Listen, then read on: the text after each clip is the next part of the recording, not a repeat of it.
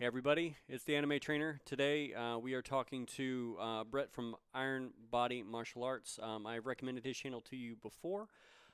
He's a really awesome guy. He does a lot of really cool stuff on Iron Body, Iron Fist, Iron Palm, all that kind of stuff.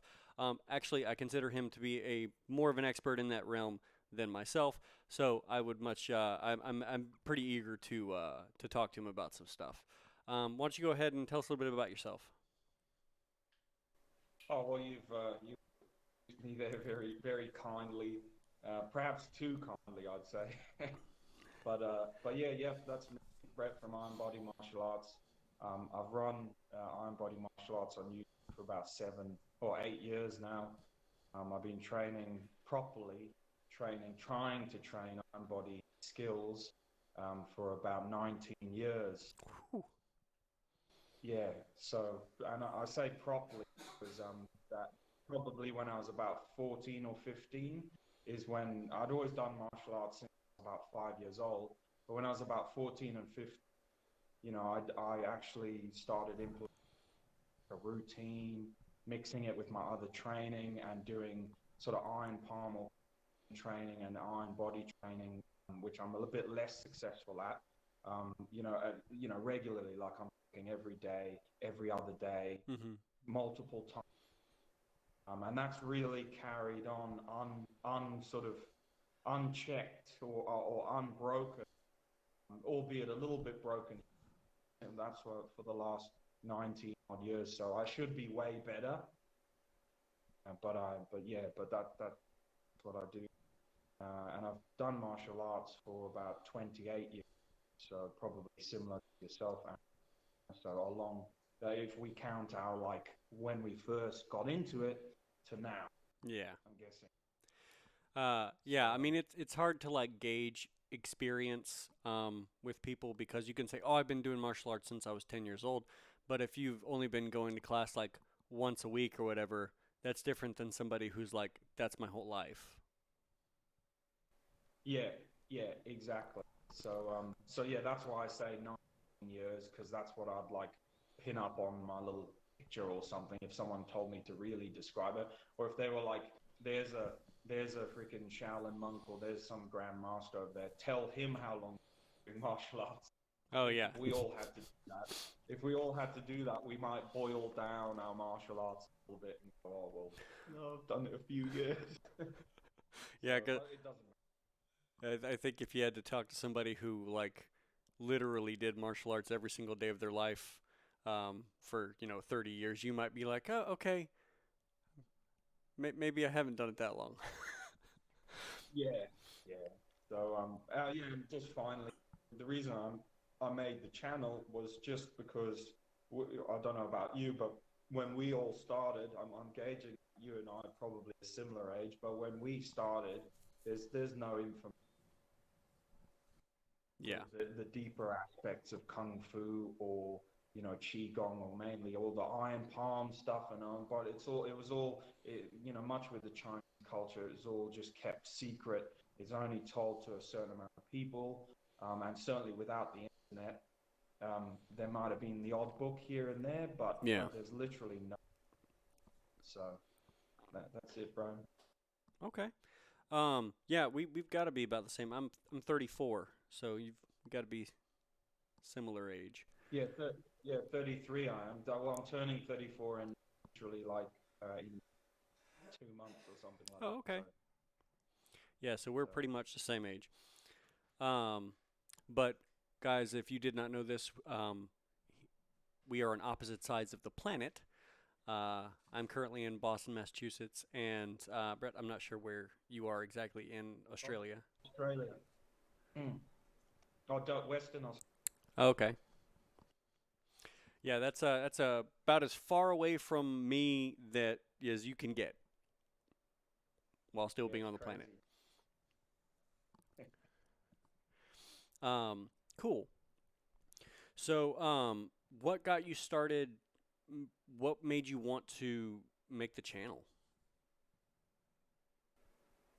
Yeah, well, as I said, as I sort of got into a little bit before, I was, since I was about 14, I worked in sort of the Shaolin Kung Fu and traditional kind of training, conditioning into my like martial arts practice. So I wanted to toughen myself up. And yeah, back then I was going on my old Shotokan training, which I learned in Kenya, and yeah, getting knowledge of Shaolins and Kung Fu's, and perhaps that there was more. So after yeah, from about 15 or 14 to 20 to early 20, I was like, well, I've been doing this for a while now. And I got actually what started is I got one of these iPhone 3GSs, the iPhone 3GS, and I was like already the iPhone 3GS was about 3 years old, and then we all were sort of starting to get aware of YouTube, and then I thought, oh well, I don't.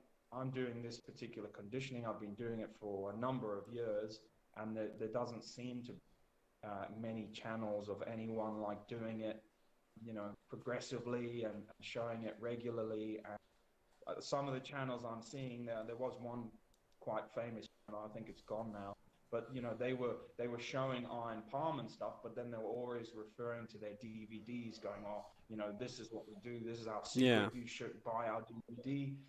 So I was that annoyed me a bit. So I was like, do you know what? There's probably some other poor bastard like me who is in the middle of nowhere. Yeah. Has no doesn't have a Sifu or sensei anywhere near them because they live in a remote location. I'm just gonna start doing videos, and that's really what it was for. It wasn't to teach them, but another thing it was to document. So I ramble, but I'm going to try and do these concisely. It was mainly to document what I was doing, really. So in the years to come, I could be like, well, there we go. You can't say I haven't. There it is. So. Yeah. No, I mean, I feel you on that. I mean, like, I just told somebody the other day, the reason I started making content was because I had a lot of my nerd friends who were out of shape, and I was like, well, maybe this will get them to work out. And so I was like, let me try to make something that is palatable to nerds.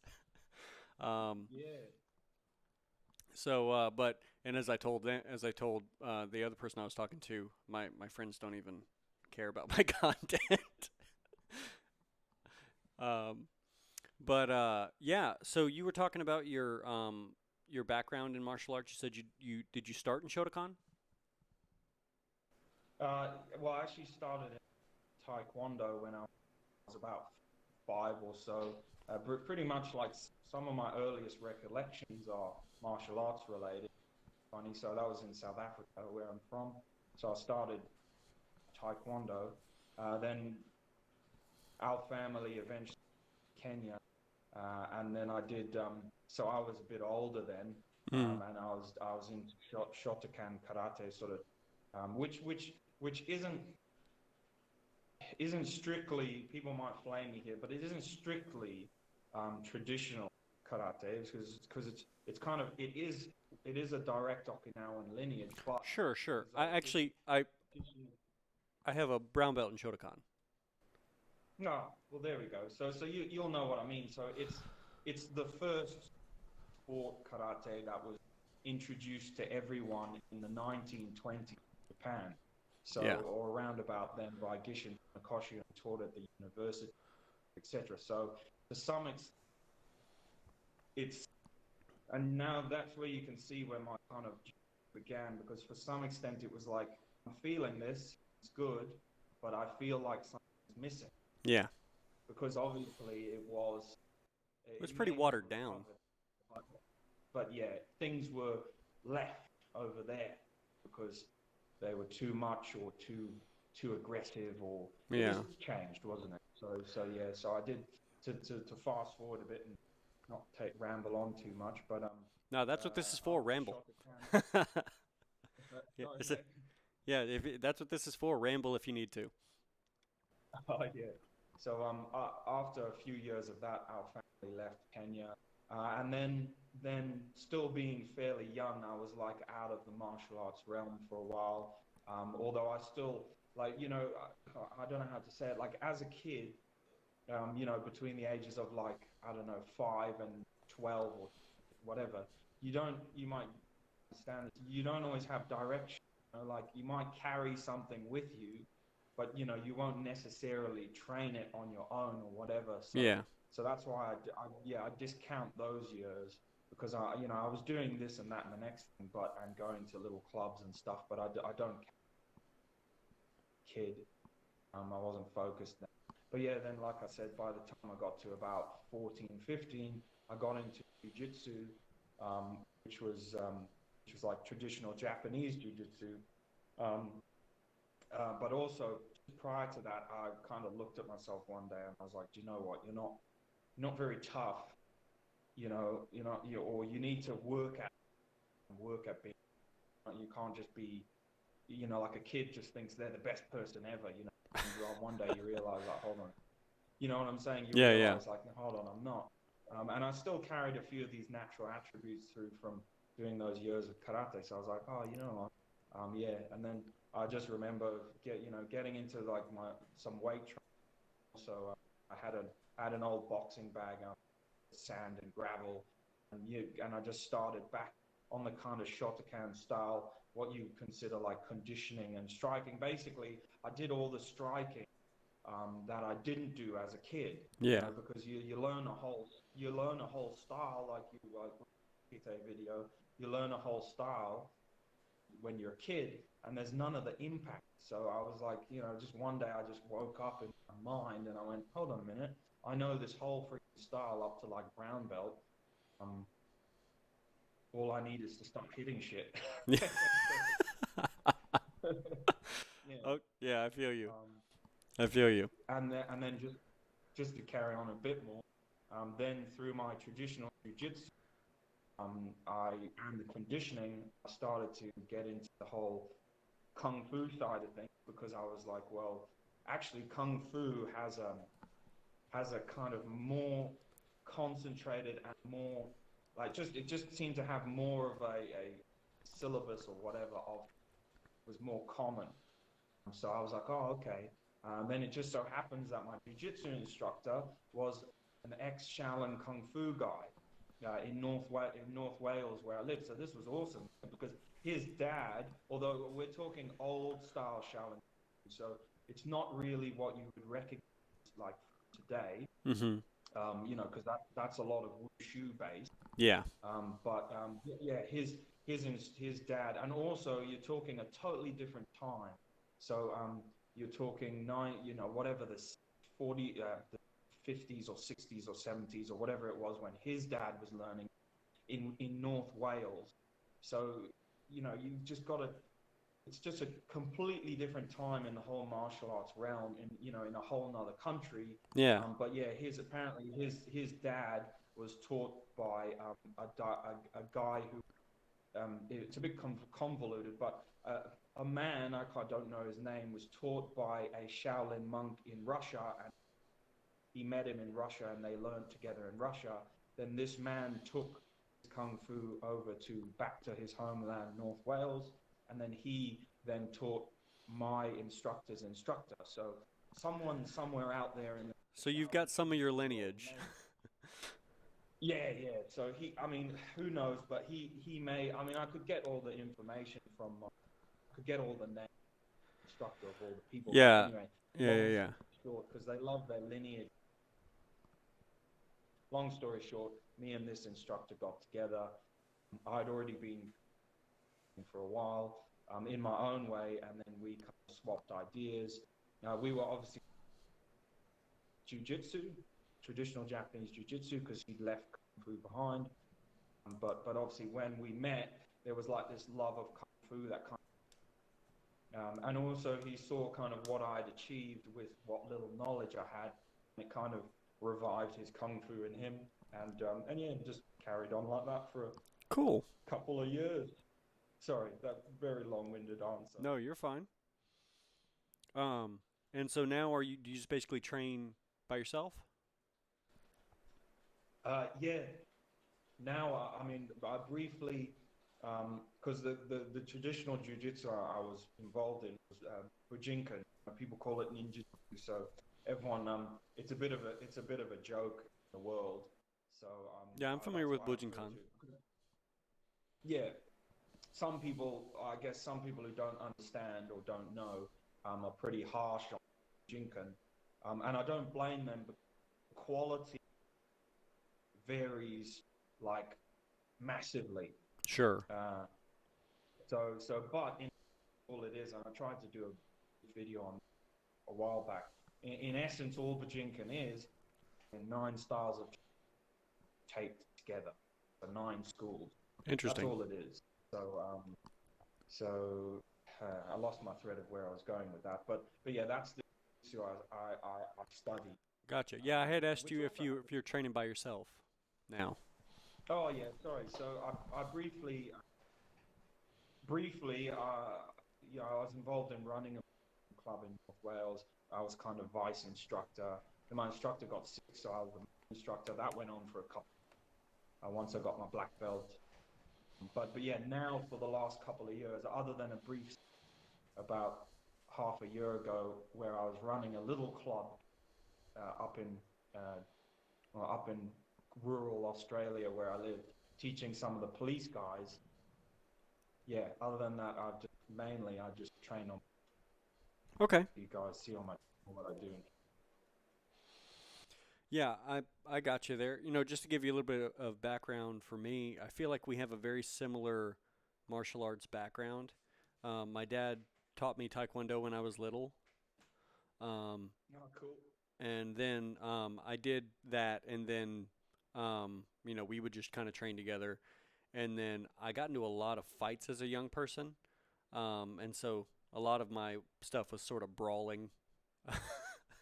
But Oh, yeah.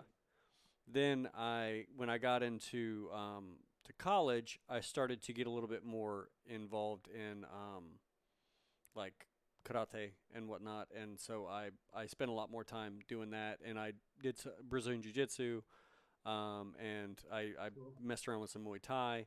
I trained really hard during college. After college, I did some amateur MMA fights, so that was pretty cool.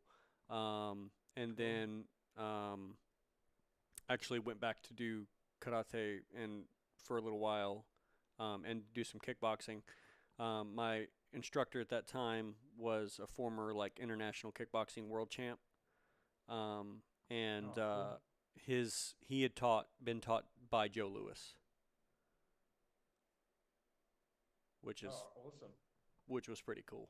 Um, but and then since then, it's pretty much just been me finding training partners when I can, while continuing to you know focus on training by myself, which is off and on because I sometimes have a consistency problem. Yeah. Well, yeah. It's hard, isn't it? In the in the modern in the modern day, like I get you. I mean, I think when my channel first started, I was spending I was spending like up to 4 hours at a go getting through the routines of all the conditioning. But that just goes to show it's so. And that was just the whole body like conditioning routine, and that just goes to show how much time you actually. Yeah, It's very difficult to, and a lot of people are wasted because there's so many other things you training that are also just as useful, like yeah, all your partner stuff, all sorts of rhythm drills, pad drills, but yeah, everyone has different things that they love, don't they? yeah. And I mean, as far as like personal your own training is concerned, I feel like you should really go after whatever it is that strikes your fancy, that gets you motivated, because that's the stuff that you're going to be consistent with. And even if somebody else is going to be like, oh, well, I don't like that because there's more efficient ways to do certain things, or whatever else, it's like, yeah, but I like doing this. Uh, Yeah, y- exactly. That's why I like I like the idea of your channel because, and I was watching one of your, although I don't always know all the characters because I stopped talking about anime. I didn't stop, but I haven't seen like an old for years. Like I said to you, I'm all like Ninja Scroll, the original Scroll, and Fist Ninja of the North Scroll. Star. I don't know. Ninja Scroll was like awesome, my favorite. What's the other one? Violence Jack, Oh, which is yeah. madness. I don't know if you know that one. And of course, Fist of the North Star. Like that was probably the first manga I ever saw. Hokuto You know, Shinken. yeah, with this guy like just walking through this wasteland, ending people. And with, a building falls on top of him, and he just kind of walks through it. yeah. Oh, that was my introduction to talk anime. That was my like introduction to anime was that, and I was just like, man, it's so cool. But anyway, going back to your channel, that's like I saw one of your recent videos, which was it's just this big like Hulk kind of guy from that fight arena. Sorry, I don't. No, that's fine. Watch it. The Kengan Ashura one with the That's the one. conditioning one. Yeah. Yeah, yeah, with the Nookie there, yeah. So that's why I like your channel. It's like, kids or people or whoever might see that, and, watch those animes and get really, get like, oh, it's so cool, but it's outside of the realms of reality. And then to learn that because it's all based on real stuff, okay, I use the term loosely, but because it's based on real stuff, Yeah. it's all based on martial arts culture, and they just have to kind of granularize Yeah, it like they the take it Chinese. to like the nth degree.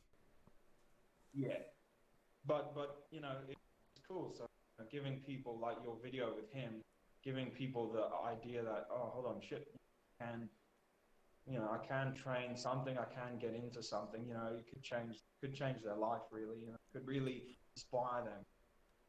That's why I think it's cool. But plus it's fun. So yeah, that's why. Yeah. That's why I kind of. And I've honestly been very blessed to have helped change a few people's lives like a lot, with the videos and the content that I've mostly the blog that I wrote, because I put a lot more time into the writing portion than I did the video portion until the past couple of Cool. years. Yeah, Um, yeah. but like I said, one of my students, he's got a really big YouTube channel now, doing a similar thing. And then one of my students broke the world record for walking on his hands in an 8-hour period. Oh wow. Yeah, so like it's really cool to be able to like be like, obviously they put the work in for that stuff, but it's like you were Yeah, a part of it in a fashion. yeah. Oh, that's it. That's awesome. Um, and it's because it's weird stuff. It's like who thinks, oh, I'm just gonna walk on my hands for 8 hours, and it's like because you find weird stuff in anime, and you're like, okay, well, yeah, let me mimic that, and here you go. Yeah, yeah. But so as far as like iron body, I call them iron skills. That's just a way that kind of encompassing everything. Um, but thank you for the iron bridge, by the way. That that's a much better like explanation. Yeah, yeah. From the fingertip to the shoulder, the whole arm, usually referred to as the iron bridge, or at least that's what I refer to. But I think because that's what they. You kind of cut off there. Oh yeah, sorry. From the fingertips to the shoulder, usually in kung fu circles, yeah, referred to as iron bridge. Yeah, obviously bridges the gap between you and your opponent. Needs to be strong. Blah blah blah. Cool. But yeah, all good. Yeah. What would you say is your, I guess, specialty in like iron skills? What is your go-to? That's what you're. If you had to be like, this is what you're good at. What would that be? That's a good question. I don't know. I think like whenever people ask me, say try, I try and specialize in like conditioning and toughening of the body. Whether I've succeeded, given all the years that I've put in, I should be a hell of a lot better. But yeah, do you mean like a specific actual strike? Yeah, so I mean, it could be a strike, or it could be, you know, if for instance some people like Golden Bell training, you know, they have a tough body, you know, kind Oh, of stuff, you know, like, yep. you know, one of the 72 Shaolin. I heard you talk about that one time. The 72 Shaolin Arts Yeah. book, um, and so I mean, obviously I've read that, and so I mean, like, there's various degrees of things that people are good at because they spend more time in them. And I didn't know if there Yes. was something that you have just like said, okay, this is the thing that I've spent the largest amount of time in. Yeah. Well, that's in that regard. Yeah, I'd have to say the actual, I guess like the iron palm skill or whatever you call it, the palm of red sand or whatever particular thing you want to call it. But yeah, the actual iron palm skill is probably the one that I've spent the most. Um, yeah, because if you channel, that's the one I guess that I've had the most. I've had the most. You call it? Yeah, the most success with. Where Yeah, I can demonstrate the most success. Like I've got some videos of me like bending a rebar with strikes I've and seen that one. breaking various stones and stuff. So yeah, but so that's that really. But then I train lots of different things. The bones of the arm, the actual arm itself. The head. I had some good success with the iron head training in the past, but also a lot of it is a lot train it a lot less than I was.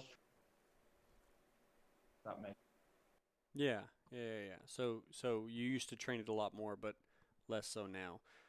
Um, so yeah, so yeah. you'd say I'm that the still most doing it regularly. say again? I'm still doing it regularly, but I guess I'm trying to develop like other areas. Yeah, So so you've kind of got it if on you the get those things on like maintenance mode. yeah, yeah, like you said in one of your videos where you were talking about the less maintenance. So yeah, I'll um I'll just try and keep it so that the bones kind of maintain an all right level of density, and then train other regions. Like at the moment, right now, I'm really putting more effort into like iron fist training, Yeah, which does involve the whole hand, and also at the moment, right now, developing my shins and my feet, trying to strengthen those up by doing a lot of like barefoot training outside and practicing the all the kicks and stuff, just with bare feet yeah, on the bare ground because I've just got ground out there. It's just like soil and sticks. So doing skipping on like the what sort of cobblestone outside, no matter what the weather, because all these impacts, just little things like that. Like oh for yeah, all the guys out there, go outside onto tarmac or whatever and do some skipping in your trainers, and you won't bat an eyelid. But go outside in your bare feet and start doing skipping. I guarantee you when that rope hits your toes, you'll be like, ah. But oh yeah, yeah, when your feet hit that tarmac or that cobblestone, you'll realize how weak feet actually are. So, oh yeah. so there we go. Just So that's actually I'm actually going to be going into a little bit of like conditioning for lower body stuff in a couple of videos. Um, cool.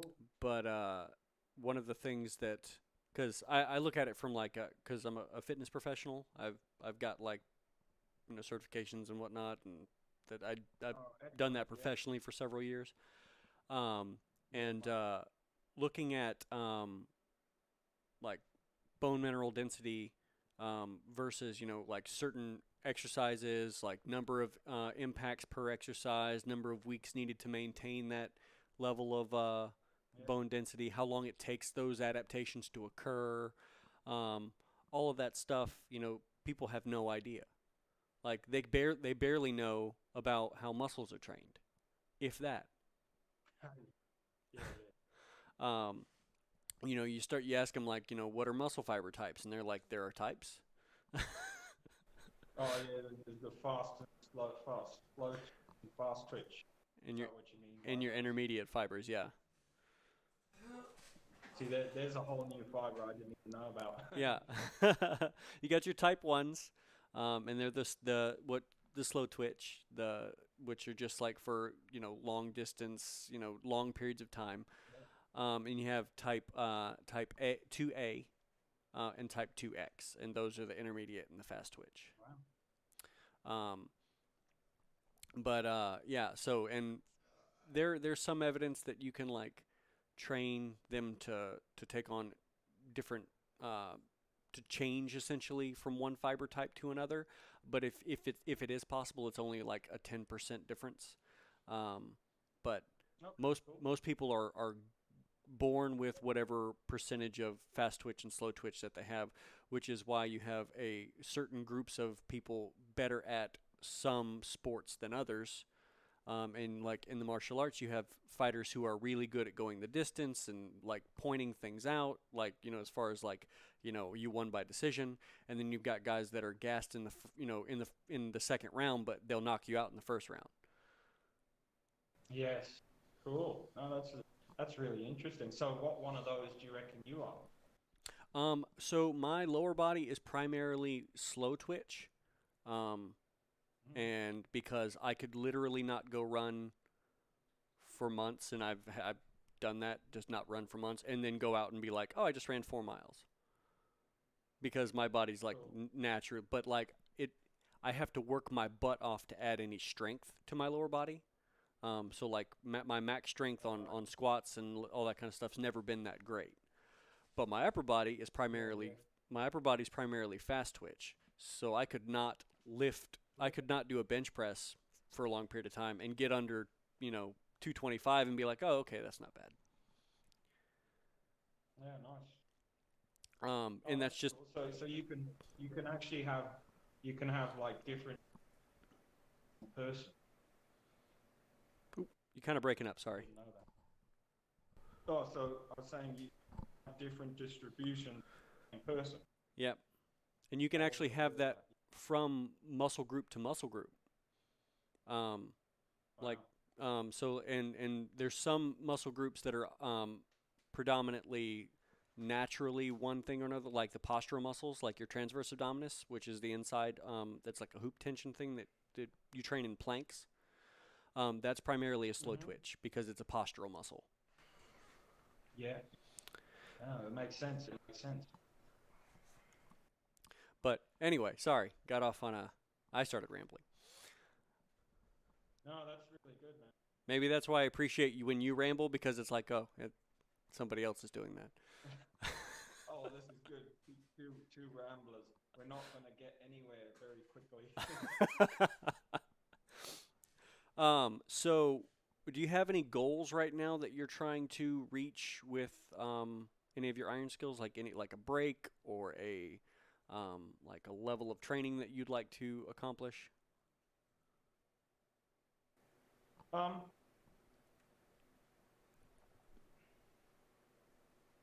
yeah, that's a good question. At the moment, yeah, I kind of, I've kind of I've left breaking alone for a bit because as fun, as fun as it is, it's very hard. It's very hard on the body anyway, Sure, you sure. know.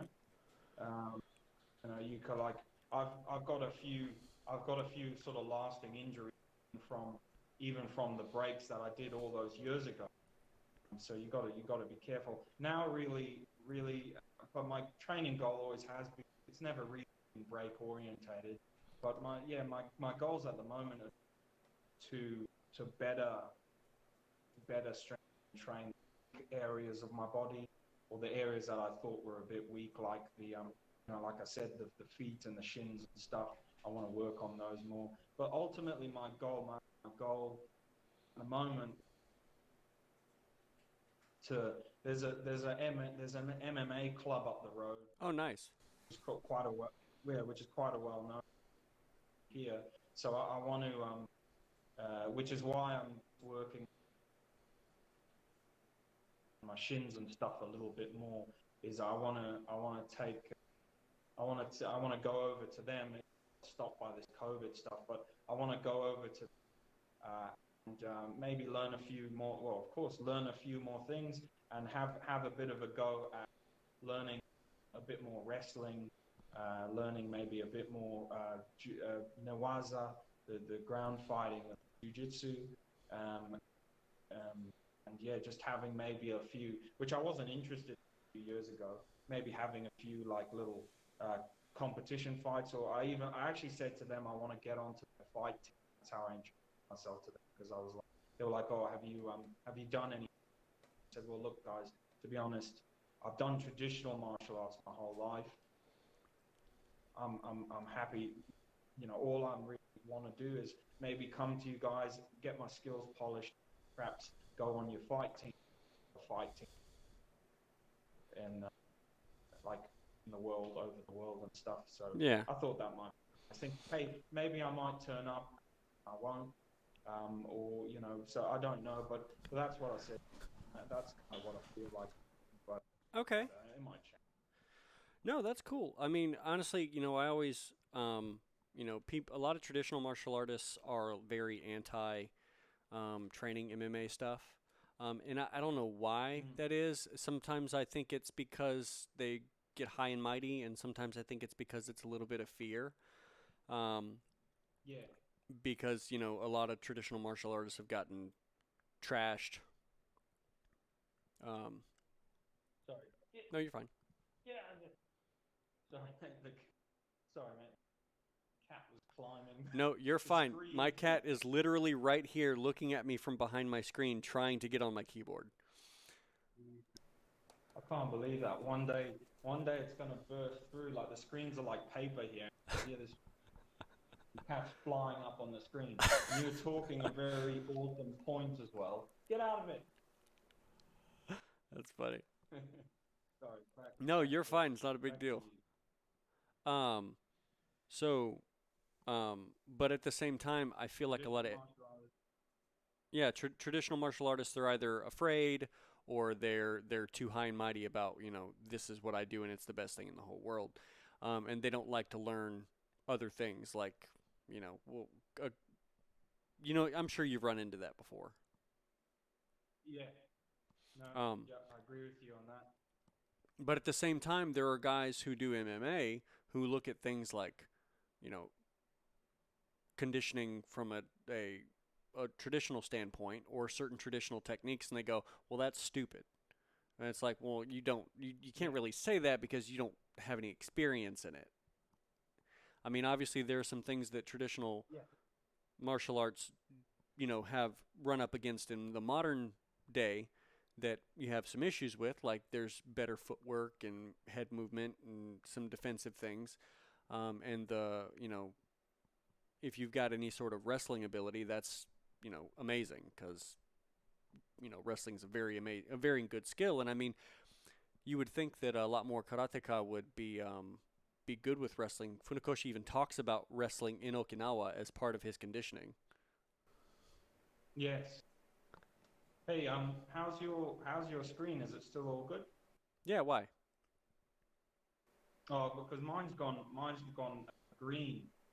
But I'm just hoping it's just an internet thing. It's not, it's not it won't be on your recording side. No, it shouldn't be, because the screen that's currently being recorded is good. Perfect. Okay, no, that's. Also, yeah, back to your point about Nakoshi and wrestling.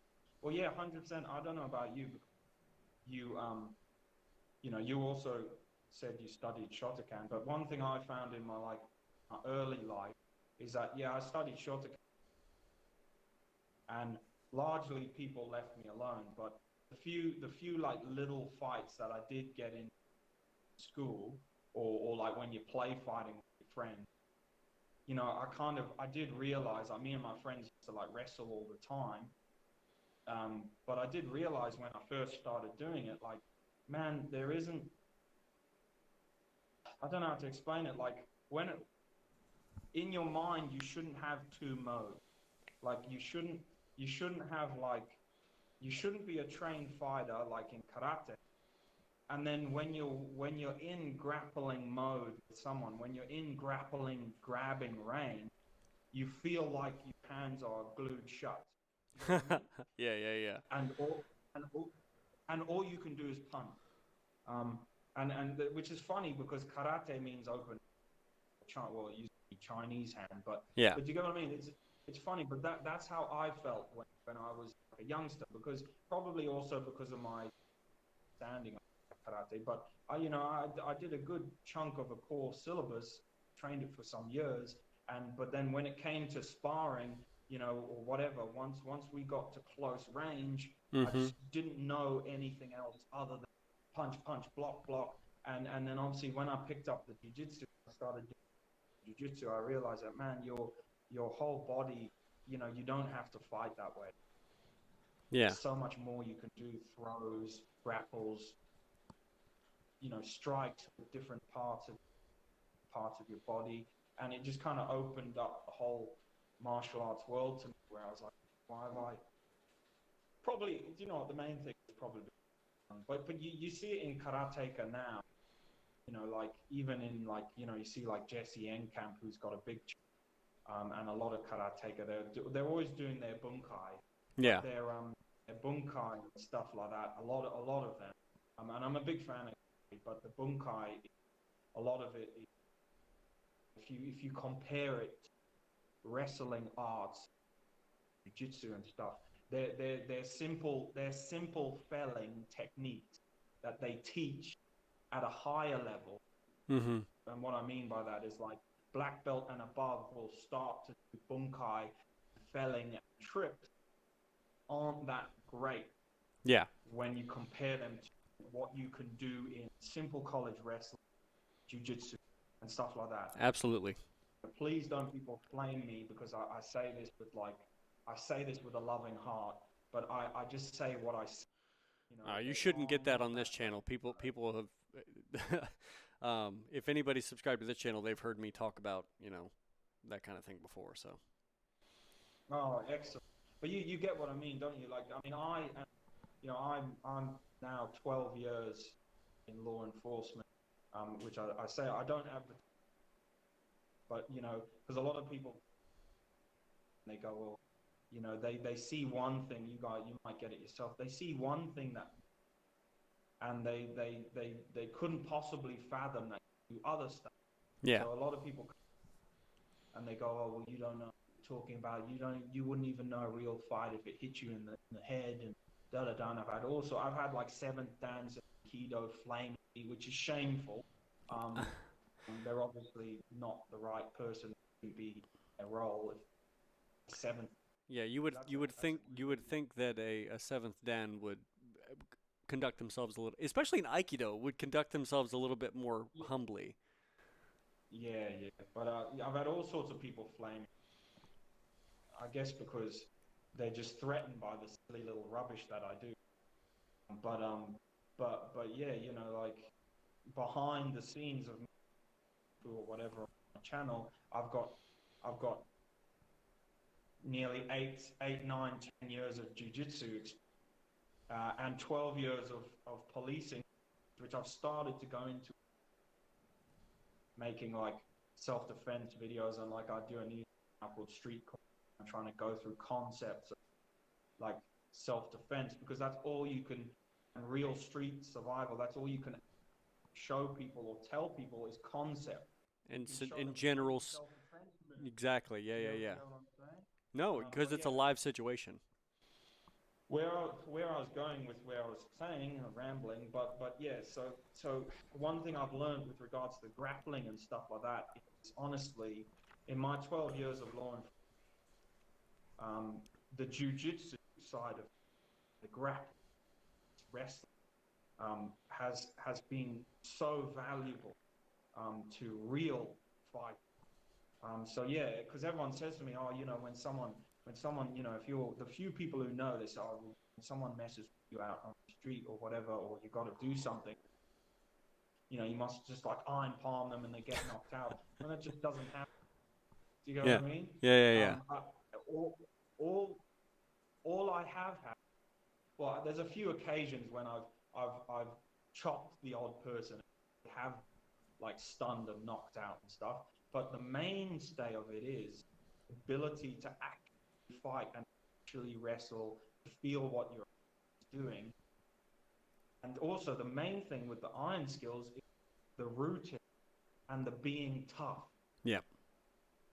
Because I've had a lot of occasions where, I'm not the biggest guy, I only weigh like 8 kilos. I'm not the smallest guy, but I have been consistently training my whole life, which is why I talk a lot of my about toughness. But I've had a lot of occasions in real life where bigger people or people have very much misestimated, and they've hit me, and they've just been like shocked by the lack of movement, like as in the lack of recoil because I train these iron skills, or I've been struck or I've been hit and it hasn't hurt me. So I'd say one of the best things with the iron skills is when the adrenaline enters your body and your body sets itself correctly, your ability to stand kind of damage and take care of something, it seems to help with that somehow. But that traditional martial arts should do that anyway, because rooting is very Yeah. important. Yeah. There's a lot more. Go ahead. No, I was saying I went off on No, you're fine. I tried to package it back around. But yeah, there's definitely a lot more like emphasis on that whole toughness, rooting, be strong, like make your body into iron sort of thing present in traditional martial arts rather than in like newer style stuff. Um, Yeah.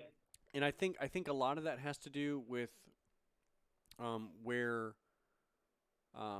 where they're coming from, because obviously way back when, it's like you're getting into a fight, it's gonna be, it's gonna be life or death, Yeah. and it's gonna be one of those things where you don't have a lot of like protective gear on. You got to make No. sure that you're able to finish it as quickly as possible, and if you do get hit, you're gonna be able to take it. Yeah. But like it's like nowadays the martial arts that they're a lot more focused on you know evasion and like covering, and like there's not so much like an emphasis on uh, building up a body that's capable of taking damage, because the martial arts that we learn for the most part, we're training them in a like a sport type setting, Yeah. and then the ones, no, that's not to say that they're not effective, because they absolutely No. are. But if you have done boxing and you've hit, only ever hit somebody with a glove on, and you hit somebody full on in the skull with a boxing punch, not you're probably going to break that hand, only because you're used to your full on strike is crazy strong, and you've Yeah. never hit anything barefisted before. Yeah. It's stronger than your fist. Yep. Your strength, your capacity for strength is stronger than the tool that you're focusing strength on. It's like using a wooden. Yeah. That's right. Exactly. No, that's great. Wooden hammer. That's fantastic. Um.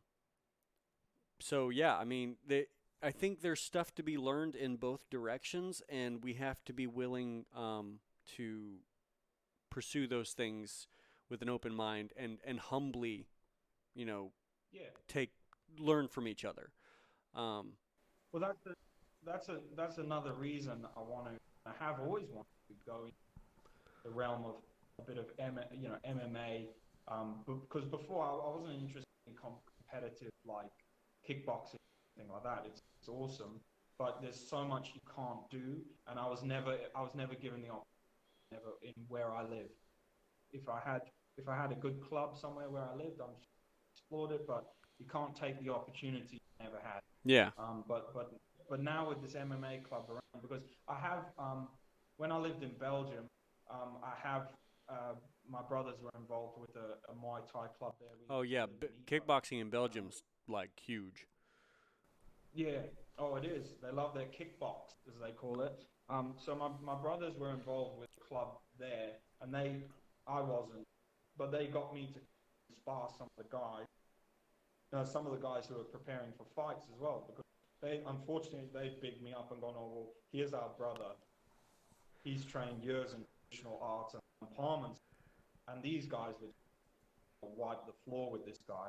But actually, what happened is they didn't wipe the floor, because well, I have sparred and I've done a lot of sparring, but I don't routinely. But what I've found and what I've always my other karate stuff, even since about 16, 17, is that, because everyone says about these iron conditioning, so oh, they're rubbish and they don't work. But genuinely and honestly, what I found, and even in my early 20s, when I was sparring these guys who do really respected conditioning rates, Muay Thai and stuff like that. Okay, they weren't the best guys in the world, but they put in months and months into their training. When I was sparring them, and this doesn't say anything about me, but it's genuinely and honest. When I was sparring them, like they would jab me, and it would just be like, I would, just mainly I would dodge it. The odd one would hit me because of rooting and back.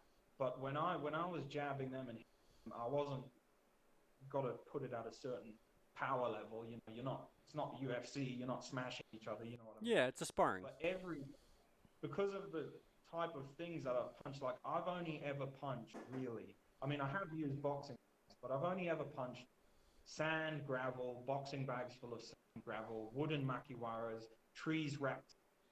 So when I was hitting these guys and punching, they were getting hit. Do you know what I mean? Like you could see, I was just jabbing for them, and they were like, shit, this is. And by the end of, I went a few times, but by the end of the lesson, like at the start of the lesson, the guy was like, yeah, get this guy, and they were like, oh no, you need to do this guard, and I was like, no, I'm going to do the guard that I do for bare knuckle, and they were like, yeah, okay, but it's your funeral. By the end of the lesson, the guy had a ring of his students around me, sending them in one after the other. He was like, all right, yeah, because it's so it was funny. Cause it started out as random sparring. You go to a Muay Thai club, walk in, and everyone's, you do a few techniques, and then everyone starts sparring, and the whole room's sparring. Change. Yeah. So it started off as that, but then without me realizing, next thing I knew, after about 15 minutes or so, like I realized that there was a freaking like rope ring around us, like a one on the floor, and the instructor, Bjorn, he was just sending in one guy after the other, going, okay, well shit, you spar him now. That's funny. Because, all of a sudden, they realize that, I mean, Bjorn always had respect for what I did, but they kind of realized that, oh shit, this, like I'm saying, I'm not saying I'm great, but they realized, they were like, shit, there is something valuable here to learn. Exactly, yeah. This guy's knocking our fighters over. He's easily toppling them off their feet. He's not off balance. He's got a stable base. He's taking damage. He's taking kicks, and they're like reflecting off of shit. And all that was rooting. But I can't say I was trying to do it, but it was just from years of practice, rooting and traditional training, but also some clever brain from doing traditional Japanese jiu-jitsu and not trying to stand there and block everything. I was using stuff like, you have to be an intelligent fighter. I was using stuff like distance, timing. I was playing with distance, so you'd be in like a back stance posture, like back like this, and then when they were coming to get you, you would lean all your weight from all the way back to all the way forward. Then you're like half a meter closer to your opponent than they thought you were. Yeah. I mean? Absolutely. And then they're like, oh shit! Then they couldn't quite punch you, and you'd lean all the way back. Then they'd go into kicking range, but you just lean forward, and then you'd be in punching range. So you play with the range, and it would just mess them up, because they just weren't used to someone playing with their range. They were, used to, encountering people like this forward, bang bang. Kick. And honestly, I think that's an issue that lots of martial artists run into when you have the same style. It's like karate guys fighting karate guys and Muay Thai guys fighting Muay Yeah. Thai guys, and it's just because you're used to a particular range, or you're used to a particular kind of rhythm, and so Yeah. all of a sudden something else comes in that's new, and you're like, "Whoa, I don't know how to deal with that." Yeah.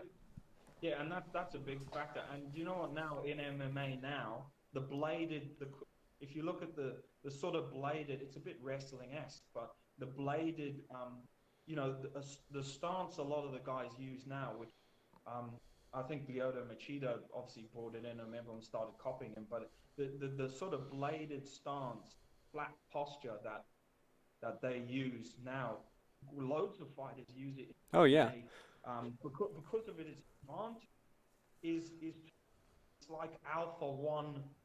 It's like traditional martial arts stance one. yeah, So it's funny when people go, MMA, people traditional arts are shit and MMA is rubbish, MMA is great or whatever. I'm like, man, that's traditional martial arts bladed stance one.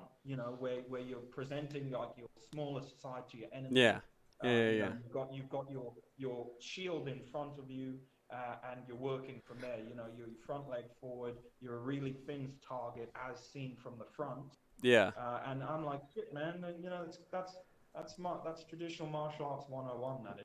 I grew up in Greenville, South Carolina, and Mm. a guy out of Greenville, South Carolina, Stephen Wonderboy Thompson, is Oh yeah, yeah, absolutely. He's a fantastic guy. He's a great dude.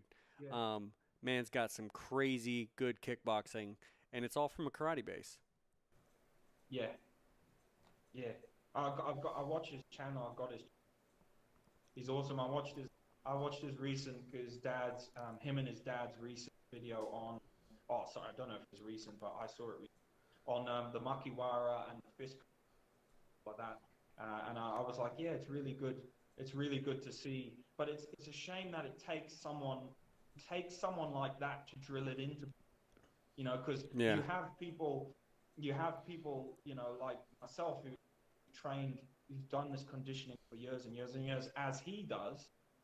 And but yeah, it takes someone from that success in the sports world to come forward and go, guys, actually, you know, the amount of hatred I've had and flame for doing silly conditioning, but then you've got him saying, oh yeah, you actually do need to condition your knuckle. And finally, people are going, oh yeah, maybe we do need to condition our knuckles. And I'm like, yeah, yeah. Well, I'm like, yeah, you do.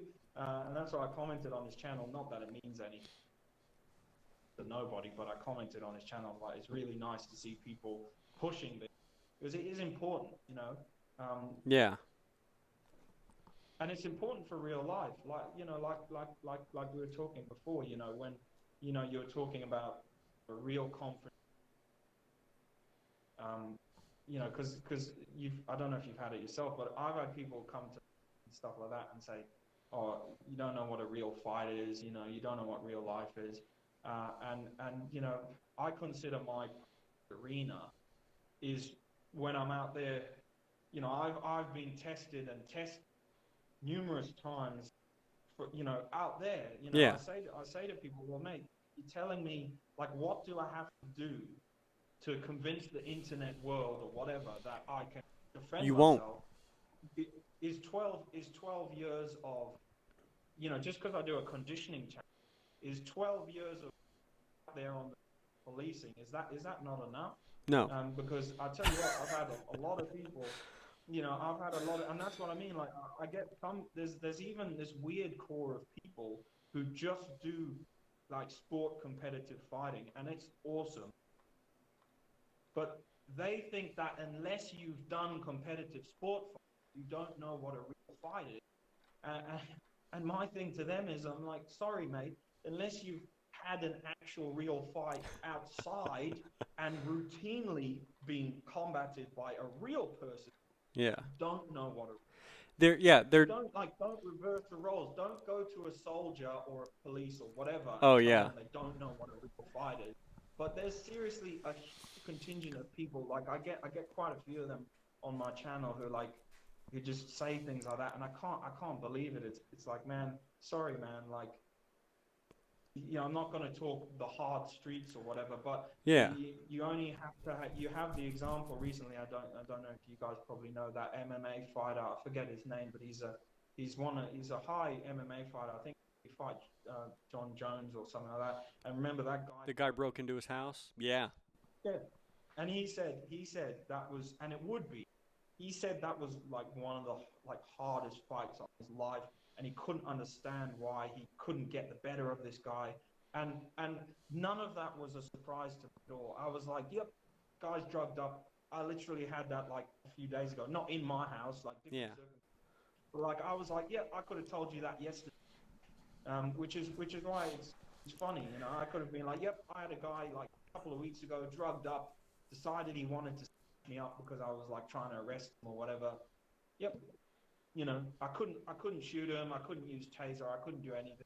Had to fight the, you know, like and then I have to not use too much force on the Yeah. guy because you know it's not, unfortunately, not all police forces are like America where you can, you know, once someone goes past a certain level, you can just shoot them. It just Uh, doesn't work like honestly, that's a hot topic at the moment. Um, but that. Yeah, yeah. I mean, I have a issue with the large majority of our police force in the United States. We definitely need to be more like certain other countries. We're yeah. I have opinions. oh, yeah, I mean, look, it's hard for you. Look, first off, I'd like to say, you know, I've got big respect for the police force in the United States and everywhere, and the armed forces. Um, no, yeah, no buts about it. One thing I respect about the cops in America is, you know, having to change, having to police a armed society, routinely armed society. I I sit here and ponder about it myself, and I can't see a different way of being able to do it. I mean, yeah, okay, like you say, big changes from the things that are happening in Yeah, America like this. I mean, because a lot of that you doesn't guys have anything invent, to do with the arm, like whether or not it's an armed yeah, society. no, no. I mean, you guys invented packaging, positional asphyxia. You invented all the that we use across the world in the UK and in Australia. So to see some guy dying of positional asphyxia because a cop not only has he left him on his stomach, people can die like that of positional asphyxia, but and positional asphyxia, obviously, for anyone who doesn't know, is just when you bind someone, tame them, and you leave them in a certain, and they slowly just die, they suffocate. In case anyone doesn't know, but I'm sure they do. But yeah, to see someone kneeling on another person's neck until they die of asphyxia is it just destroys and blows open so many training patterns. It's not even a believe, like I can't even believe I'm seeing it, you know, like I Yeah, agree with you on that. Um, but to that extent as well, like, you know, you have I know we're changing tangent a bit, but you know how in America you guys have a lot of these like non-compliant shootings, yeah, where, you know, like someone, you know, they tell them, look, show me your hand, show me your hand, show me. They don't. Like, you know, being someone who has to make his decisions based on that STOM, the situational tactical options model or operations model, which is like what they use to make decisions and use force. For you guys, it's hard, man, because you've got that presumption always. I don't know if there's that rule with you guys, that presumption is armed unless you know otherwise. A routinely armed society, like, if you've got someone in front of you, they don't want to show you their hands, they don't want to take their hands out of their pockets, and you've got so many instances where you've got videos as well where people just turn around and fire, you know, stop shooting sure, at the cops sure, like that. sure. I can't see a middle ground. Like, it's really hard. Or, you know, in the highway stops where, you know, they obviously just stop and careful that someone's not got a gun, but then you've just got people non-complying for the sake of it because they want to argue about it. And there must be a different way, but shit, I can't see it. Am I getting my point across? No, I Does got it what make you're sense? saying. I got what you're saying because it's so chaotic, and Yeah. there's so much possibility for danger. And Mm, I think our biggest problem, apart from the fact that there is some serious underlying uh, like issue with racism, like in our yeah. country. Okay. There definitely is, and it's not to say that um, it's not to say that it's even intentional. Sometimes it's just like if you happen to be a black person, then you get treated in a certain fashion, and Yeah. that may just Sounds be good. a United States thing. I don't know how people are treated in other countries. I don't know how that operates. But it seems like if you're a black person, you're automatically assumed to be a higher level of suspicion or danger. Um, Yeah. but apart from that, the biggest thing that we need is we need more training for our guys because we put these guys through, at the very most 6 months of training at academies. At the very most, sometimes people go on the job before they've even gone to the academy, Yeah.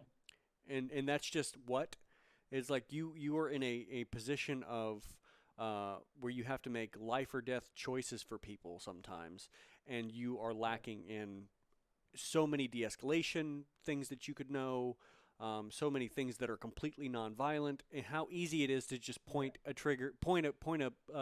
at somebody and pull a trigger. I mean, I have, a lot of the videos out there, albeit they're a small amount in a large pool. I guess that's the problem as well, is that we only see we only see the failures. We don't see successes. The amount of times I've been pulled up on my failures, but no one sees your successes. You can be judged just on that one single failure. But Sure. the videos I have seen with these shootings, like these college guys are running away and stuff, and these college cops, and it does make you know that in what. Well, the answer is it wasn't, because otherwise the officer would be in trouble. But I think there's some occasions where we see stuff that, oh, that was that necessary, and they don't get in trouble because of the way it's written up, Yeah, the way qualified it comes immunity. across, and you can justify it with vision model. It's like, guy didn't comply, he didn't have this, he didn't have that. I wasn't sure if he had a weapon. He made a movement as if he did, and I had to fire. But so I can see how they would justify it, but that doesn't mean it's right. That Yeah, doesn't mean it should be. It just shouldn't be the case. sure, If in your sure. gut, we all know. I think. Sorry to cut you off there, but in our gut, we all know. Everyone knows.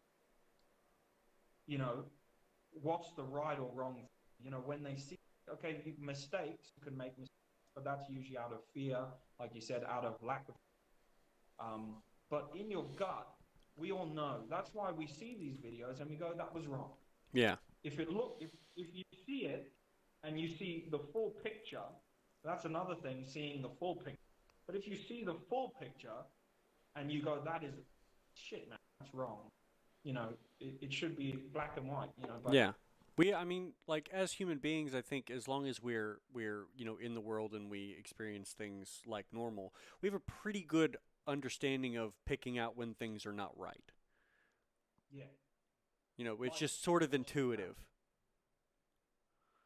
Yeah, Um, and especially like unfortunately with the case with George Floyd, and you had those officers do that. The guy that was the primary perpetrator, the dude that was kneeling on him, he had issues before, but was never addressed. And it's like you need to make sure that you are as a unit as a whole not letting people get away with things because it's like then they feel like yeah, empowered that they can do whatever they want. yeah. Honestly, I mean, like you said, you could make a whole nother video, whole nother on that madness. Sorry, you really broke up there. I apologize. Oh, you're right, man. I was just saying, like we were discussing, that topic in itself is exhaustive topic. You could make video upon video about that. But yeah, I agree with you, man. Like, I'm as dumbfounded as this, and my colleagues are each other. And and we're not criticizing the American policing or the American police, but just that particular situation. Um, we're dumbfounded, and we're like, Yeah. how And how's I that? feel like that's probably got to be an odd situation for you as an officer in another country. Um, because you're obviously looking at it from perspective of this is what I do and I understand the risks and the dangers and everything that comes with it. Um, but you obviously also don't have a handle on what it's like to be in an American setting. Yeah, yeah, and that's what I was saying before. Obviously removed from that situation because I think that one's that one's just outright, it's a fluke and it's crazy. But like I was saying before, I don't envy anyone having to enforce the law in America because of just the risk of just encountering firearms like constant. Yeah. Um, Jeez. Well, we've got a lot of them. I mean, we had friends because I'm from South Africa. My dad had a good friend of his who left the South African police, which has one of the highest mortality rates in the world for police. He left Wow. the South African police. He went to the LAPD or NYPD or whatever. It was either LA or Yeah, New York, one of the whatever. super dangerous ones. He left, and he was like, "Screw this! I'm going back to South Africa." Yeah. So, but the reason he left was because obviously, like the American police is more. There's more rules. In South Africa, back then, it was just a certain way. There's an Africa way that they do things. And if I told you, I'm shocked. But that's well, people probably know about South Africa, how the are there and how things are there, especially 20, 30 years ago. Yeah, yeah, yeah, yeah. But yeah, so I think that was the main reason. But a contributing factor was that you've you've got firearms, you can use them, but everyone else has firearms as well, which I guess they do in South Africa. But you've got to then behave in a certain way. You can't do this, you can't do that. There are a lot of rules, and this guy from South Africa, like, this is just too much to have to deal with these people who carry guns, but have to deal with them in this like really well, not respectful way, but yeah, I have to deal with them in this really careful way, so that I don't get a complaint, so that I don't get in trouble. But I've got to keep my safety paramount. How the hell do I do that? But this guy's not listening to me, and he's Yeah. just like, I'm going back to South Africa where I just get out the car and I'm like, man, you better not have a gun. Sure. And yeah, it's like I was saying, it's a completely different scenario than almost probably, anywhere else in the world. Um, Obviously, someplace like Mexico is probably pretty dangerous just because it's Yeah. sort of, no man's land in a lot of different places. Um, but it's and like you said, that's something we could probably break down and talk about in numerous different ways about how the differences between countries and how they do stuff and the dangers that are involved in it and what you should and shouldn't do as a person, much less someone who's supposed to be protecting and serving or any of that stuff. But Yeah. Yeah. uh, yeah, there's a lot of stuff going on with that. Did not mean to get off on that tangent. No. And just but before we leave that town, the last thing I like to say is I'm surprised, like, but maybe it's because you might be able to tell me because I don't know, I don't know anything about American culture and life, how it is there. Yeah. But what surprises me the most is that, like, when you get these non-compliant stops, and I get them all pain. When you get these non-compliant stops, where you actually have a reason to stop some vehicle or someone, but you don't have the time to explain it to them. I don't real like America. I don't understand why they don't like the complaining about it. Well, a lot of the times it might be like intelligence levels of the people like getting stopped, or maybe not. I add on to that their frustration levels as well. So, Yeah. like, in other words, sometimes they're just dumb, but a lot of the time really frustrated. but I don't understand why the complaining doesn't happen after. Like, you could, like, because when you can see, like, when they're getting stopped, it's like, man, show me your hands, show me it. And they're there sitting in the car, like, going, oh, I don't have to, I know my rights. I don't have to do this. I don't have to do that. And for me, if I was in your country, I'd be like, oh, shit. I'd be shitting myself because I'm like, damn, this guy's got a gun. He will freaking, you know. Sure. What I don't understand is where, like, have you come across that? Like, why don't these people just go, oh shit, well, do you know what? Maybe I don't agree with it. Maybe I do feel like I'm being victimized, but I'm black. But the main thing is, or Hispanic or whatever, the main thing is I want to freaking survive. I don't want to die here for no freaking reason. Yeah. So I'll just comply, and then afterwards, So yeah, I I, get I, I get that question. I get what you're saying.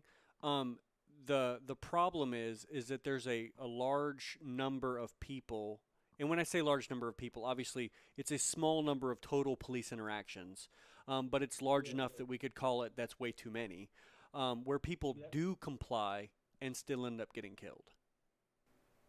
Oh, yeah. Well, that's madness. And I think that's the issue that is like, because obviously you'd be like, why didn't you just comply, and there wouldn't be an issue. And it's like, well, sometimes it doesn't matter if you complied or not, Mm. because the somebody had a That, somebody freaked out or had a bad day or wasn't in their right mind, yeah, and next thing they've killed a civilian. um, that's scary. like, so, like, there was an instance where there was I don't know if you've seen this. There was an instance where a young there was a black man who was autistic, and his caretaker was with him, and they Mm. thought that the autistic man, who was an adult, but he was very, like, not functional. um, they thought he had a weapon. Well, he didn't have a weapon, and so, like, the caretaker lays down on the ground, hands like this, and he's like, "Look, he doesn't have a weapon. I'm a social worker. He's trying to explain to the police officer what's going on. Police officer has his weapon drawn, shoots the social worker, and he's The like, social worker. "Yeah." And then he's like, he looks at the police officer and says, "Why did you shoot me?" And the police officer looks at him and says, and this is on camera, he says, "I don't know." Jesus. So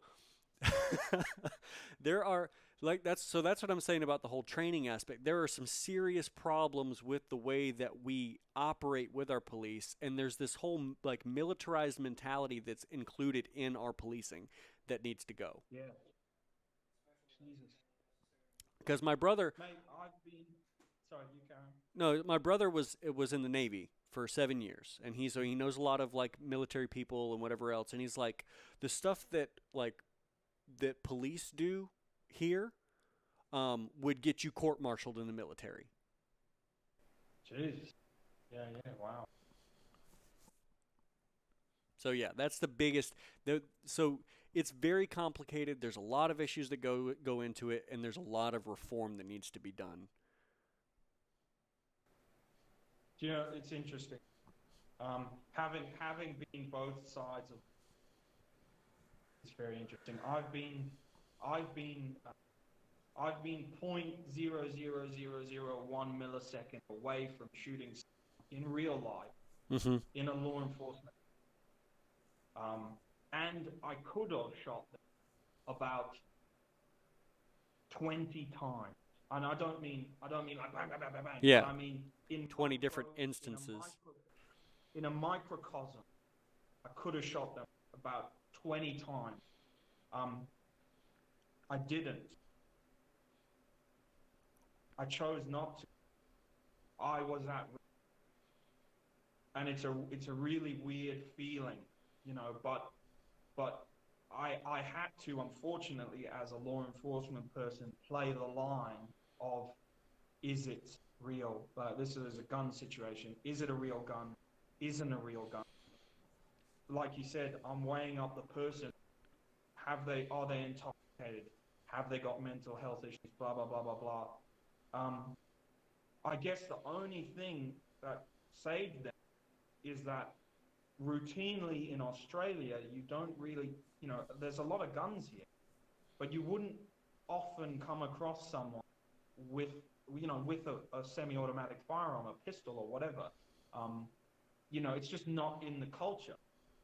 But in America, like in your guys' country, it would be I don't know, it would be a 50-50, or I'm sure there's a high probability. I don't know, you can probably tell me if there's a guy standing in the middle of the street and he's got a Desert Eagle, he's got a bottle of wine, and he's screaming and shouting like, kill me, kill me, kill me, and he's waving this Desert Eagle around. He's probably only going to wave that 1-2 times and probably going to be full of bullets. Yeah. But Yeah. It's put the gun down, put it down now, boom, boom. no, mate, yeah, so that's like exactly, I mean, I've been in that exact situation where I arrived on my colleague, there was a guy in the middle of the road. He had a Desert Eagle. He was waving it round. He had a bottle of wine in his hand. He was shouting, kill me. And the only thing that saved him is that he didn't point. Well, he did point, but he didn't point it at me like, this. Do you get what I mean? Gotcha. It's just waving it around. Yeah, as he's taken it from the floor to the sky, pointed. But at the end of the day, I gave this guy, my colleague, we gave him loads of directions to drop the gun. He didn't drop the gun. He approached us from about 20 meters to about 5 meters. My colleague had to do a tactical withdrawal. But do you get what I mean? But that's like the culture of the way the law enforcement is done. I suppose is completely different.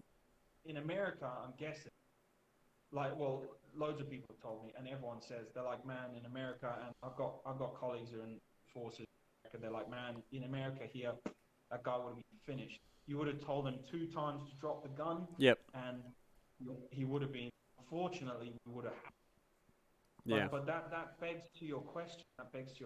Is there a bit of is there a bit more of a gun-ho mentality? Are people more prepared and too prepared to pull the trigger?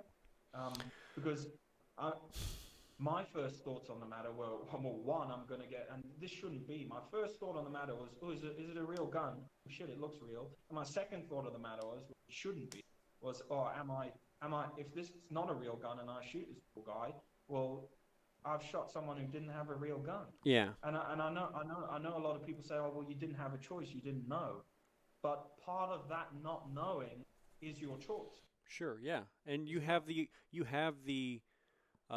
capability of possibly trying to talk the person down or using non-lethal, less than lethal methods of being able to take care of it.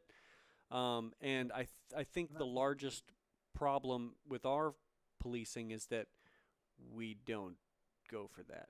It's just like, if there's a possibility of it, it's immediate, and I think that might be what you were talking about with, like, there's that constant threat of people having weapons all around you, and so you're on edge about it, and then you have this instance of, oh, maybe it is, and then you're just like, okay, I'm going to make sure that the person's neutralized. Yeah. It's crazy, man. So I wouldn't even blame the guys in America for acting, and I can't even substitute like any other way. Do you get what I mean? Because I just, like you said, I understand from what I hear and from what I see, the culture of people always having firearms there, the amount of shootings that go on, the amount of police shootings and the reverse. Yeah. The amount of officers that get shot. I mean, there's probably not been an officer shot in Australia for, I don't know, I don't have the facts or figures, but there's probably one in the last 10, 15 years or whatever. Wow. We'd have to look up the figures. But in America, it's probably 4 officers getting shot all the time, but also, obviously, civilians getting shot too. It's just madness. But anyway. Yeah, it's super, super complicated, and there's, like I said, there's a lot that goes into it, and God, I hope we get this thing figured out, because it's getting a little wild. Yeah. For you guys, I just hope it all settles down so you guys can all go back to just living your normal life that you deserve. Yeah, I mean, I hope so. But I mean, obviously this stuff is happening, so I hope to get some meaningful change out of it in some direct, some sort of reform so that things get better instead of, continuing to stay as they are. Yeah, Because it's not good for yeah, anybody for them to stay the way that they are. It's not good for law enforcement, and it's not good for, you know, civilians.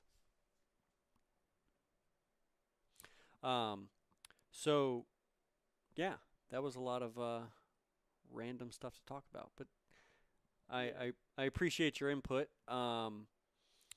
So since we got off topic, I was saying, let me think if there was something that I was gonna ask you. I don't know. Well, we've kind of rambled on for a little bit, Yeah. as we are wont to do. Um, but if you have anything that you'd like to talk about before we get out of here, or if you'd like to let people know how they can contact you, or if they can where they can find you on like Facebook or Twitter or wherever you are, you can kind of leave everybody with that. Yeah. Yeah. If oh well, I can always ramble on about stuff. If uh, yeah, well, I'm on. If anyone wants to contact me or whatever, drop a drop a line on, drop a line or comment onto one of my videos on YouTube, on Body Martial Arts channel. I I do a lot of different stuff, but just general. You'd probably agree with this. One of the best things I think you can do is actually just the normal general toughness of your body. In the normal way that we all know, like you can run. Doing your weights or your fitness class or whatever it is you do. Those things can also help you a great way to strengthen your body.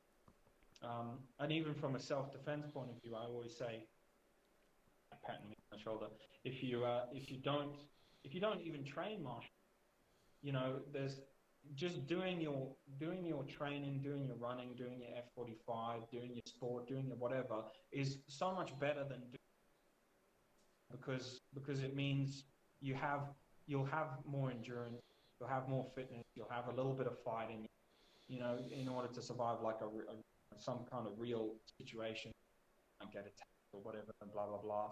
Yeah. Um, so yeah, but I guess that's a whole nother topic. But yeah, if people want to find out more about that sort of stuff, it's stuff I'm going into a little bit more. But yeah, the core of my martial arts and whatnot. Come and see it, Iron Body Martial Arts. I've got a Patreon as well, just Iron Body Martial Arts as well. What I'm trying to build up there to some extent. I was trying to build up like a participation where people come along, and depending on how much they want to participate, you buy into the channels, the different Tiers or whatever. levels Yeah. or whatever. Tiers, yeah. But what I was trying to build up there is like a almost like a club or an assessment where people join in based on how much they want to do.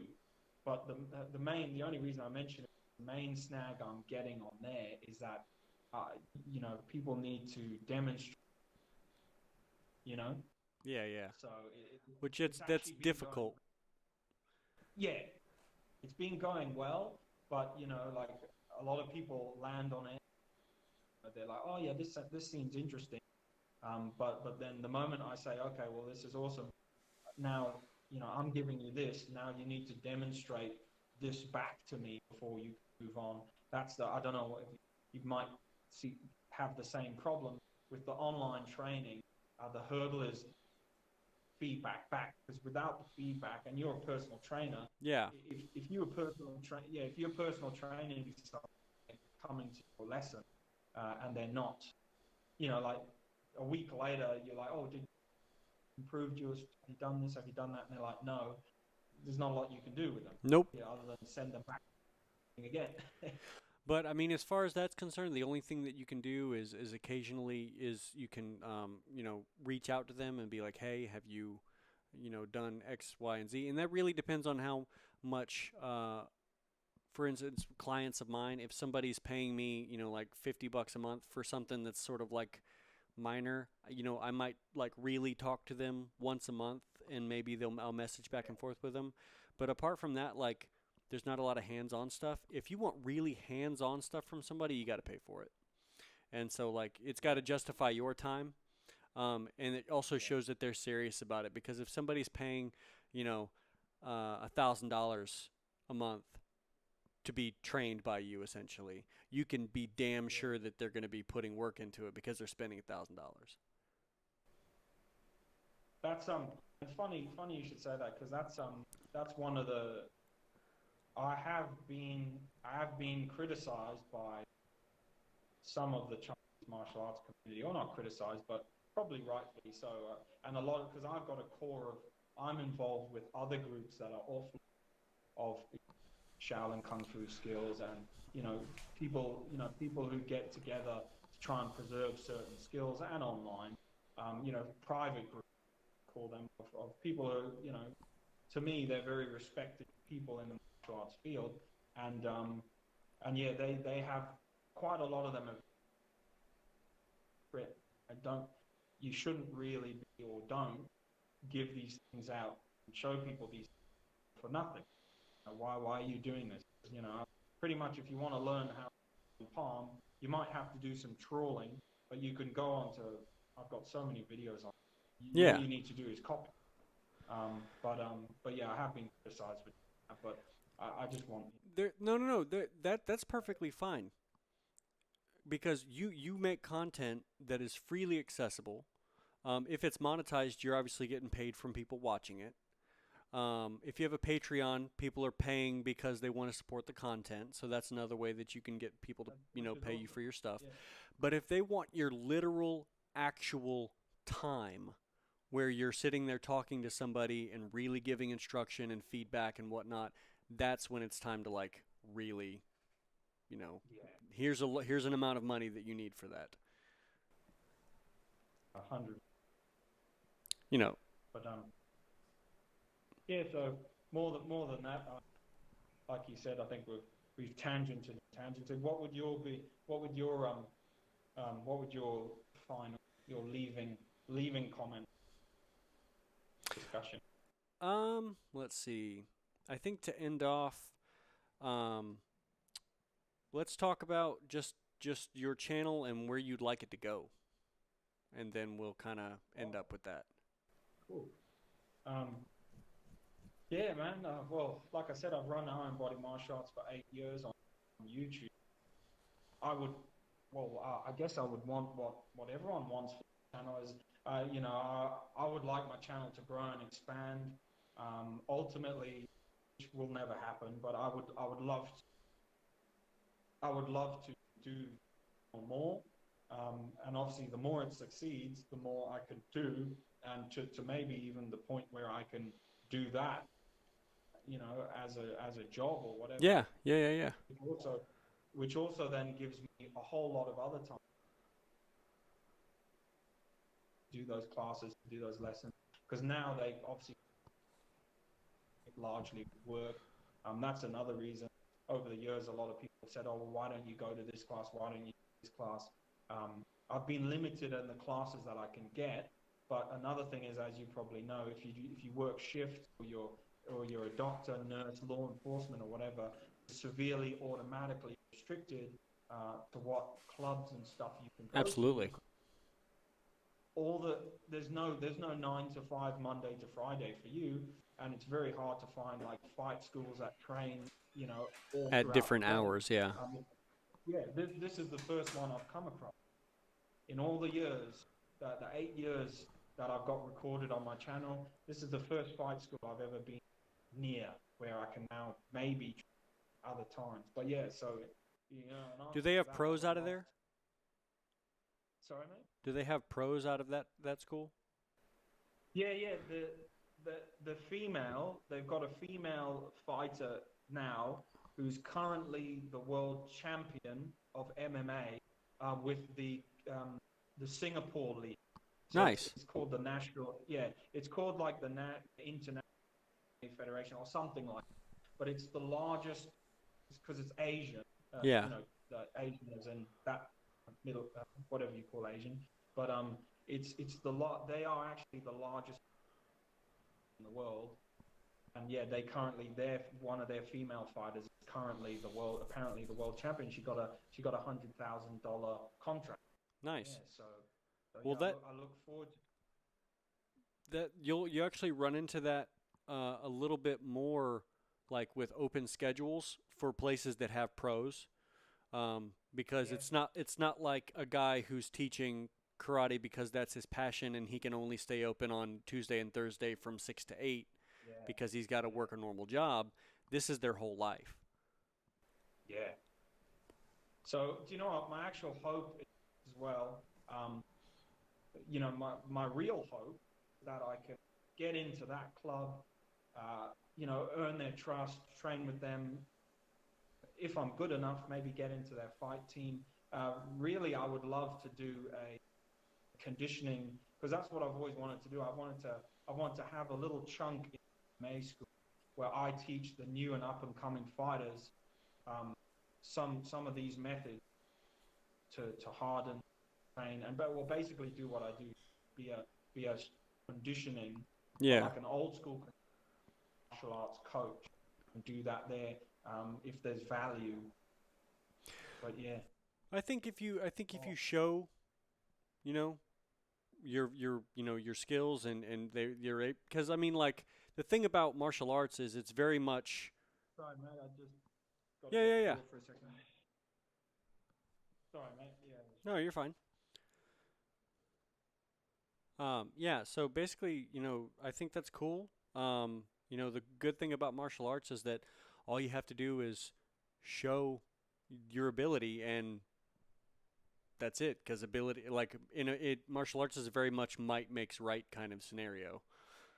Yeah, true, true. If you have a difference in philosophy of combat, the way you argue about that philosophy is fight me.